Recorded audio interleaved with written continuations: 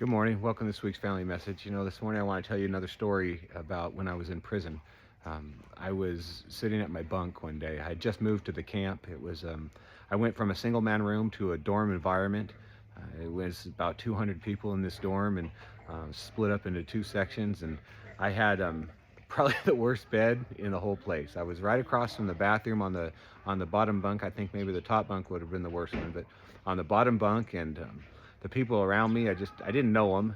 And it just, one guy I think was literally crazy. He'd just sit and just tap on his head for felt like hours at a time, and it was noisy, and it was just a kind of a miserable thing. And I just didn't have a very good outlook on where I was, and I didn't know I had still a lot of years left to go, and I didn't know how I was going to do it.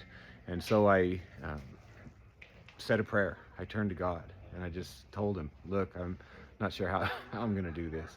And I remember I went to bed that night and somebody walked by and said, why don't you hang a sheet up? And so you could hang a sheet around your bunk, and it kind of gave you a little more privacy. And I know that probably seems a little silly, but I did that. And I remember as I laid down and I had that sheet up, it just felt so private.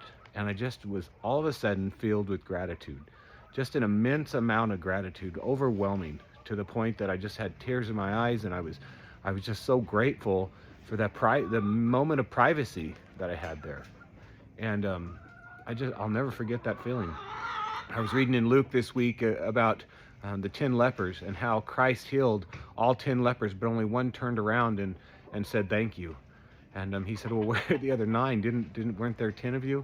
And there's only one that turned around and said thank you.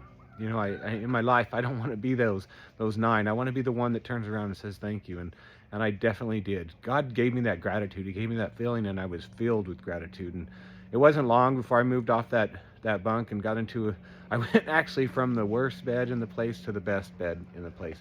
And in just a matter of a day, I was so blessed and so grateful for that.